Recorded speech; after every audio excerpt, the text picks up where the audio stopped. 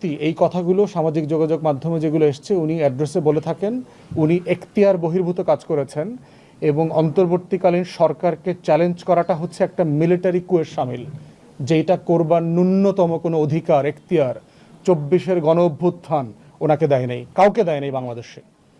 এবং উনি বিভিন্ন বক্তব্যে বলেছেন যে আমি অভিভাবকহীন। আপনার অভিভাবকহীনতার প্রশ্ন আসতেছে কোত্থেকে? দেশে তো সংবিধান সাসপেন্ড হয়নি এখনো, দেশে অন্তর্বর্তীকালীন সরকার আছে। উনি বলছেন যে এই সরকারের ম্যান্ডেট নাই তো চট্টগ্রাম বন্দর এইটা সেইটা এগুলো নির্বাচিত সরকারকে করতে হবে। ম্যান্ডেটের প্রশ্ন আলোচনা করবার জন্য উনি কে? ম্যান্ডেট আলোচনা করবে পলিটিক্যাল পার্টিস, ম্যান্ডেট আলোচনা করবে সাধারণ মানুষ, ম্যান্ডেট আলোচনা করবে। আর ম্যান্ডেট নাই মানে কি? গণ অভ্যুত্থান ইটসেলফ একটা ম্যান্ডেট, যা বাংলাদেশের ইতিহাসের সবচেয়ে ম্যান্ডেটওয়ালা সরকার হচ্ছে এই সরকার, যে সক্রিয় প্রত্যেকটা রাজনৈতিক দল যেই সরকারকে অনুমোদন দিয়েছে, সম্মতি দিয়েছে,